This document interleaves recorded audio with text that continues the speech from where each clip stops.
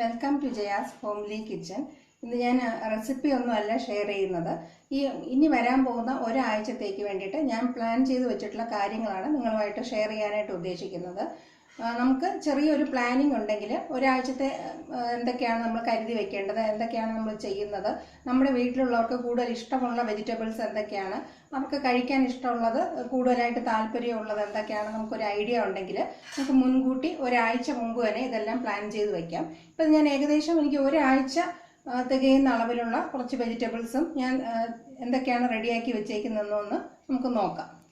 ഞാനിവിടെ ഒരു 3/4 കിലോളം ഉരുളക്കിഴങ്ങ് വേവിച്ചെടുത്ത് വെച്ചിട്ടുണ്ട്. ഞാനിത് സ്ഥിരമായിട്ട് ചെയ്യുന്നതാണ്. ഉരുളക്കിഴങ്ങ് നന്നായിട്ട് കഴുകിയെടുത്ത് കുക്കറിൽ വെച്ച് വേവിച്ചെടുക്കും. നമ്മൾ സാധാരണ വേവിച്ചെടുക്കുന്ന പോലെ ഒരുപാട് അങ്ങ് ഉടഞ്ഞു പോകുന്ന രീതിയിൽ വേവിക്കത്തില്ല.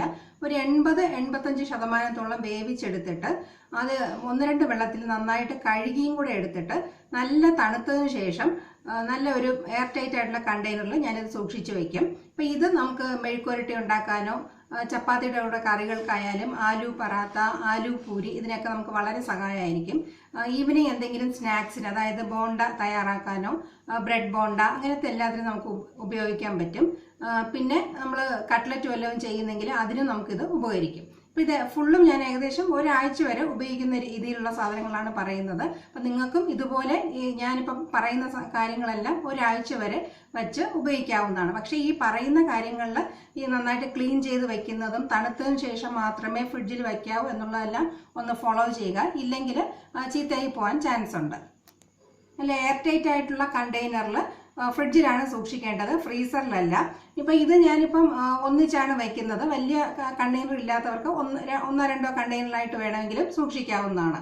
പിന്നെ അടുത്തത് ഞാനിവിടെ റെഡിയാക്കി വെച്ചിട്ടുള്ളത് സോയാ ചങ്ക്സ് ആണ്. സോയാ ചങ്ക്സും ഇതുപോലെ ഒരു 300 ഗ്രാം ഞാൻ എടുത്ത് നല്ല തിളച്ച വെള്ളത്തിലിട്ട് ഒരു അരമണിക്കൂർ വെച്ചതിന് ശേഷം 3-4 പ്രാവശ്യം നന്നായിട്ട് കഴുകിയെടുക്കും. കാരണം ഇതിനകത്ത് ഒരു സ്മെല്ലും ഉണ്ട്. ഹൈ പ്രോട്ടീൻ ഉള്ള ഇങ്ങനെ പയർ വർഗ്ഗങ്ങളിലും ഇതിലൊക്കെ ആയാലും അത് ഒന്ന് വെന്ത് വരുമ്പോഴായാലും ചൂടായി വരുമ്പോഴായാലും ഒരു ചെറിയൊരു സ്മെല്ല് വരും.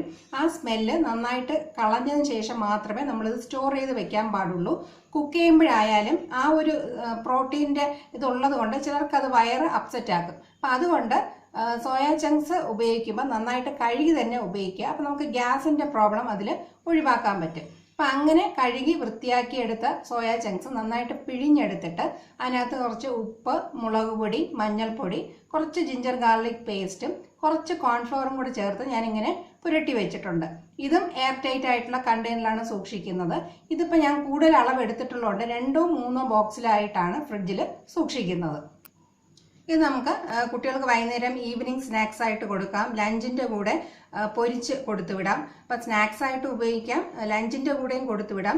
ഇതൊന്ന് പൊരിച്ചെടുത്തിട്ട് നമുക്ക് വെറൈറ്റി റൈസ് ആയിട്ട് എന്തെങ്കിലും നമ്മൾ വെജിറ്റബിൾ റൈസ് ചേർക്കുമ്പോൾ അതിൻ്റെ കൂടെ ചേർത്ത് കൊടുക്കാം. മാക്രോണി തയ്യാറാക്കുമ്പം അതിൻ്റെ കൂടെ ചേർത്ത് കൊടുക്കാം. അപ്പം ചപ്പാത്തിക്കുള്ള കറിയായിട്ട് ഇതൊന്ന് പൊരിച്ചെടുത്തിട്ട് കുറച്ച് സവാളയും തക്കാളിയൊക്കെ വഴറ്റിയിട്ട് കുറച്ച് സോസൊക്കെ ഒഴിച്ച് ചെറിയൊരു ഗ്രേവി പോലെ ആക്കി ഇത് പൊരിച്ചതും കൂടെ മിക്സ് ചെയ്ത് കൊടുക്കാവുന്നതാണ്. അങ്ങനെ ഇത് ഉപയോഗിച്ച് തന്നെ നമുക്ക് 1-2 ഐറ്റംസ് വ്യത്യസ്തമായിട്ട് കുട്ടികൾക്ക് വേണ്ടിയിട്ടായാലും നമുക്ക് വേണ്ടിയിട്ടായാലും എളുപ്പത്തിൽ തയ്യാറാക്കി എടുക്കാവുന്നതാണ്. അടുത്തത് കുറച്ച് ചെറിയ ഉള്ളി തൊലിച്ച് വെച്ചിട്ടുണ്ട്. ചെറിയ ഉള്ളി നമുക്ക് കേരളീയർക്ക് എപ്പോഴും പാചകത്തിൽ കൂടുതൽ ആവശ്യം വരുന്നതാണ്. അപ്പം ഞാൻ ഈ ചെറിയ ഉള്ളി കറികൾക്ക് എടുക്കുകയും ചെയ്യും. അല്ലാതെ തന്നെ ചെറിയ ഉള്ളി ഉപയോഗിച്ച് ചമ്മന്തിക്ക് ഉപയോഗിക്കും, തീയൽ തയ്യാറാക്കും. അപ്പം അങ്ങനെയുള്ള കാര്യങ്ങൾക്ക് നമുക്ക് ചെറിയ ഉള്ളി നേരത്തെ തൊലിച്ച് വെക്കുകയാണെങ്കിൽ വളരെ ഉപകാരമായിരിക്കും. അപ്പം ഞാൻ പറഞ്ഞിട്ടുള്ള എല്ലാ സാധനങ്ങളും ഫ്രിഡ്ജിലാണ് സൂക്ഷിക്കേണ്ടത്, ഫ്രീസറിലല്ല. അത് മറക്കാതിരിക്കുക. പുറത്ത് വെക്കുകയാണെങ്കിൽ എല്ലാവർക്കും അറിയാവുന്ന കാര്യമാണ്, തീർച്ചയായിട്ടും അത് ചീത്തയായി പോകും. പിന്നെ എടുത്തിട്ടുള്ളത് ബീൻസ് ആണ്. ബീൻസ് നന്നായിട്ട് ഒന്ന് കഴുകി തുടച്ചെടുത്ത് അതിൻ്റെ നാരെല്ലാം കട്ട് ചെയ്ത് കളഞ്ഞിട്ട് കുറച്ച് വലിയ പീസായിട്ട് ഞാനിങ്ങനെ കട്ട് ചെയ്തെടുത്ത് വെച്ചിട്ടുണ്ട്. ഇത് മെഴുക്കുവരട്ടിക്ക് വേണ്ടിയിട്ടാണ് ഞാൻ ഉപയോഗിക്കുന്നത്.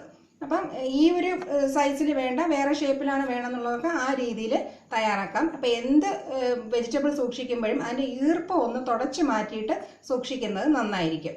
അഥവാ അങ്ങനെ കഴുകി വയ്ക്കുന്നില്ല എങ്കിലും കുഴപ്പമില്ല, നമ്മൾ രാവിലെ ഉപയോഗിക്കുന്ന സമയത്ത് കഴുകിയെടുത്താലും മതി. അഥവാ കഴുകുന്നെങ്കിൽ കിച്ചൺ ടവൽ ഉപയോഗിച്ച് നന്നായിട്ട് തുടച്ച് വയ്ക്കുക. അപ്പം എനിക്ക് സമയമുള്ളപ്പോൾ ചിലപ്പോൾ കഴുകിയത് സൂക്ഷിക്കും, ഇല്ല എങ്കിൽ ജസ്റ്റ് ഒന്ന് തുടച്ചെടുത്തിട്ട് കട്ട് ചെയ്ത് വെക്കും. രാവിലെ 1-2 വെള്ളത്തിൽ നന്നായിട്ട് കഴുകിയെടുക്കും. അടുത്തത് ബീൻസ് തന്നെയാണ്. അത് കുറച്ചും കൂടെ ചെറിയ പീസായിട്ട് കട്ട് ചെയ്ത് വെച്ചിട്ടുണ്ട്. ഇത് നമുക്ക് തോരന് വേണ്ടിയിട്ട് ഉപയോഗിക്കാം. പിന്നെ ഞാനിത് കട്ട്ലറ്റിന് വേണ്ടിയിട്ട് ഉപയോഗിക്കാറുണ്ട്.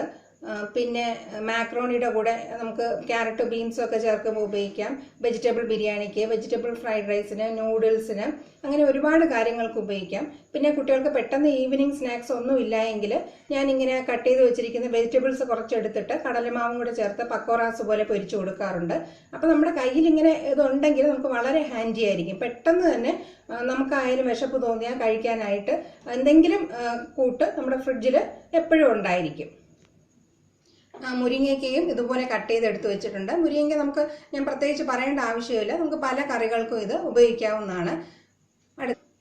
ക്യാരറ്റ് കുറച്ച് നീളത്തിൽ കട്ട് ചെയ്ത് വെച്ചിട്ടുണ്ട്. ഇത് മെഴുക്കുരട്ടിക്കോ പിന്നെ നമുക്ക് എന്തെങ്കിലും ഫ്രൈ ചെയ്യണമെങ്കിൽ ഇതിനകത്ത് കുറച്ച് കടലമാവ് വല്ലതും പുരട്ടിയിട്ട് പക്കോറാസിന് വേണ്ടെങ്കിലും ഉപയോഗിക്കാം. അപ്പോൾ ഏത് രീതിയിൽ വേണമെങ്കിലും നമുക്കത് ഉപയോഗിക്കാവുന്നതാണ്. അടുത്തത് ക്യാരറ്റ് കുറച്ച് ചെറുതായിട്ട് കട്ട് ചെയ്ത് വെച്ചിട്ടുണ്ട്.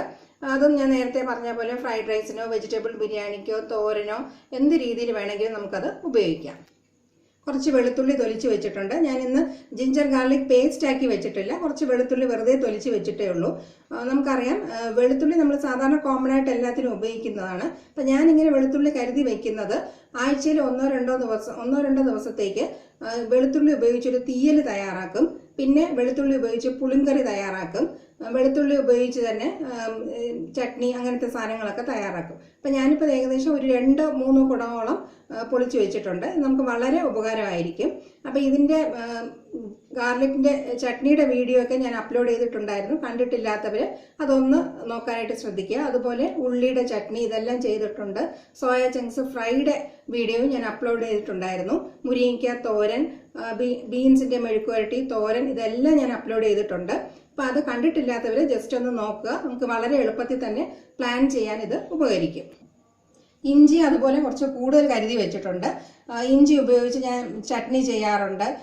പിന്നെ പുളി ഇഞ്ചി തയ്യാറാക്കാനായിട്ട് ഉപയോഗിക്കാം. പിന്നെ കറികളിൽ ചേർത്ത് അരയ്ക്കാനായിട്ട്, അങ്ങനെ പല ആവശ്യങ്ങൾക്കും നമുക്കത് പെട്ടെന്നെടുത്ത് ഉപയോഗിക്കാവുന്നതാണ്.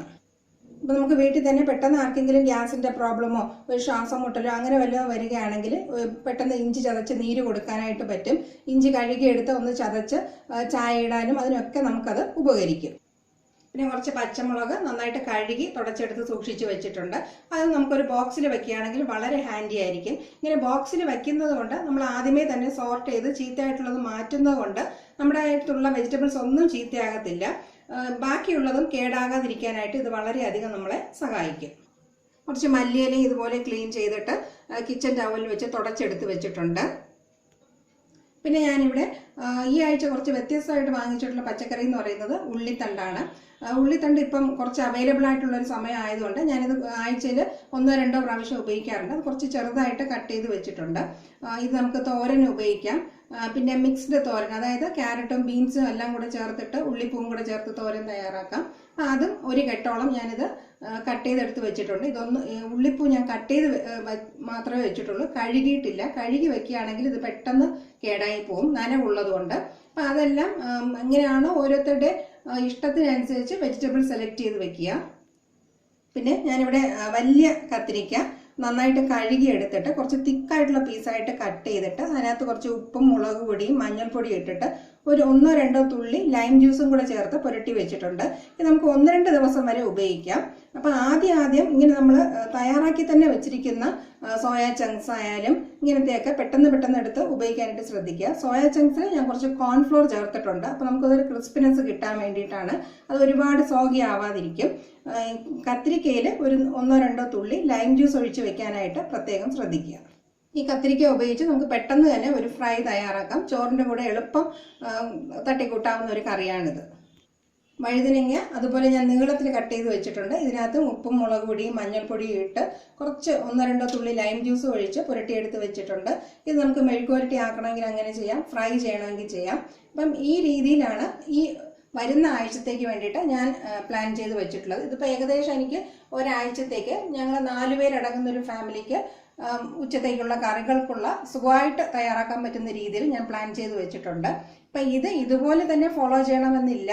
അപ്പം ഇതിൽ ഉൾക്കൊണ്ടുകൊണ്ട് ഓരോരുത്തർക്കും അവനവൻ്റെ ഇഷ്ടത്തിനനുസരിച്ച് വീട്ടിലെ റിക്വയർമെൻറ്റ്സ് അനുസരിച്ച് വ്യത്യാസം വരുത്താനായിട്ട് ശ്രമിക്കുക.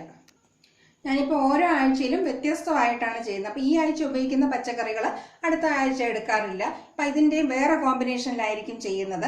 എങ്ങനെ തന്നെ ആയാലും ഒരാഴ്ചത്തേക്കുള്ളത് ഞാൻ മുൻകൂട്ടി ഇങ്ങനെ തയ്യാറാക്കി വയ്ക്കും. അപ്പം അതുകൊണ്ട് എനിക്ക് രാവിലെ വലിയ ടെൻഷൻ തോന്നാറില്ല. പെട്ടെന്ന് എന്തെങ്കിലും കാട്ടിക്കൂട്ടി കൊടുത്തുവിടാൻ പറ്റും. ഇപ്പം ആദ്യം എൻ്റെ വീട്ടിലാണെങ്കിൽ ഹസ്ബൻഡാണ് നേരത്തെ പോകുന്നത്. അപ്പോൾ ഹസ്ബൻഡിന് വേണ്ടിയിട്ട് ഇതിലേതെങ്കിലും കുറച്ചെടുത്ത് തയ്യാറാക്കിയിട്ട് കുട്ടികൾക്ക് ഇഷ്ടമുള്ള വെജിറ്റബിൾസ് പിന്നെ എടുത്ത് തയ്യാറാക്കാനായിട്ട് നമുക്കിത് ഉപകരിക്കും. അപ്പം ഇത് ഓരോ വെജിറ്റബിളും കട്ട് ചെയ്ത് വെച്ചിട്ടുണ്ടെങ്കിൽ നമുക്ക് ആവശ്യത്തിനനുസരിച്ചെടുത്ത് ഉപയോഗിച്ചാൽ മതി. അപ്പം വളരെ സൂക്ഷിച്ച് ഇത് നന്നായിട്ട് ക്ലീൻ ആയിട്ടുള്ള കണ്ടെയ്നറിൽ സൂക്ഷിക്കാനായിട്ട് ശ്രദ്ധിക്കുക. ഇപ്പം ഞാനിവിടെ സവാള കട്ട് ചെയ്ത് സാധാരണ വയ്ക്കാറില്ല. സവാള കട്ട് ചെയ്ത് വെക്കുന്നത് അത്ര നല്ലതെന്ന് എനിക്ക് തോന്നിയിട്ടില്ല. ഇപ്പം ചെറിയ ഉള്ളി കട്ട് ചെയ്ത് വെക്കുന്ന കണ്ടെയ്നർ അതിനുവേണ്ടി മാത്രം ഉപയോഗിക്കുക. ഇല്ലെങ്കിൽ ബാക്കിയുള്ളതിലെല്ലാം വല്ലാത്തൊരു സ്മെല്ല് വരും. അപ്പം അതനുസരിച്ച് ഇതിപ്പോൾ ഞാനിപ്പോൾ പല കണ്ടെയ്നറിലായിട്ട് വെച്ചിട്ടുണ്ട്. ഇപ്പം ചിലർക്കിത് തോന്നും രാവിലെ നമുക്കിത് എളുപ്പമാണോ എന്ന് ചിലർക്കത് സംശയം തോന്നാറുണ്ട്. അപ്പം ഞാൻ എന്നും ഇതിപ്പോൾ ഒരാഴ്ചത്തേക്ക് പ്ലാൻ ചെയ്ത് കഴിഞ്ഞു. ഇനിയിപ്പം ഞാൻ നാളെ എന്താണ് ചെയ്യുന്നതെന്നുള്ളത് ഫ്രിഡ്ജിൽ എനിക്ക് ഏറ്റവും എളുപ്പം എടുക്കാൻ പറ്റുന്ന സൈഡിലായിട്ട് ഒന്നെടുത്ത് മാറ്റി വയ്ക്കും. അപ്പോൾ എനിക്ക് രാവിലെ അത് വലിയ ബുദ്ധിമുട്ട് തോന്നത്തില്ല. അപ്പോൾ ആ 2-3 ബോക്സിൽ നിന്നായിരിക്കും എനിക്ക് എടുക്കാനുള്ളത്. അപ്പം അങ്ങനെയും കൂടെ ഒന്ന് പ്ലാൻ ചെയ്ത് വെക്കുകയാണെങ്കിൽ രാവിലെ നമുക്ക് വളരെ എളുപ്പമായിരിക്കും. ഇല്ലെങ്കിൽ ഏത് ബോക്സിൽ എന്താണെന്നുള്ളൊരു കൺഫ്യൂഷൻ കൊണ്ട് അങ്ങനെ തന്നെ ഒരുപാട് സമയം നഷ്ടപ്പെട്ടു പോകാറുണ്ട്. അപ്പം ഇതുപോലെ പല രീതിയിൽ ഞാൻ ഒരാഴ്ചയും പ്ലാൻ ചെയ്ത് വയ്ക്കാറുണ്ട്. ഇങ്ങനെ ഒരു പ്ലാനിങ് ഉണ്ടെങ്കിൽ നമുക്ക് രാവിലെ യാതൊരു ടെൻഷനും ഇല്ലാതെ സുഖമായിട്ട് രാവിലെ ഓഫീസിൽ പോകുന്നവർക്കായാലും വർക്കിംഗ് വുമണ്ണായാലും വളരെ ഇത് ഉപകാരപ്രദമായിരിക്കും. പെട്ടെന്നൊരു ഗസ്റ്റ് വന്നാലും നമുക്ക് വലിയ ടെൻഷനൊന്നും കാണത്തില്ല. എന്തെങ്കിലും കാട്ടിക്കൂട്ടി കൊടുക്കാനായിട്ട് പറ്റും. അപ്പം ഇതുപോലത്തെ വീഡിയോസ് നിങ്ങൾക്ക് എങ്ങനെ ഇഷ്ടപ്പെടുന്നുണ്ടോ, ഇതുപോലത്തെ നിങ്ങൾക്ക് ഇനിയും വേണം എന്നുണ്ടോ എന്നുള്ളത് നിങ്ങളുടെ റെസ്പോൺസ് വഴി എന്നെ അറിയിക്കുക. അപ്പം ഞാൻ ഓരോ ആഴ്ചയും ചെയ്യുന്നത് തന്നെ ആയിരിക്കും നിങ്ങളിലും ഷെയർ ചെയ്യാനായിട്ട് ഉദ്ദേശിക്കുന്നത്. ഇതെല്ലാം ഞാൻ പരീക്ഷിച്ച് നോക്കിയിട്ട് ഞാനിത് വർഷങ്ങളായിട്ട് ചെയ്യുന്നതാണ് നിങ്ങളുമായിട്ട് ഷെയർ ചെയ്തിട്ടുള്ളത്. അപ്പം ഇനി ഇതുപോലത്തെ വീഡിയോസുമായിട്ട് ഉടനെ കാണാവുന്നതാണ്. Thank you for watching my video.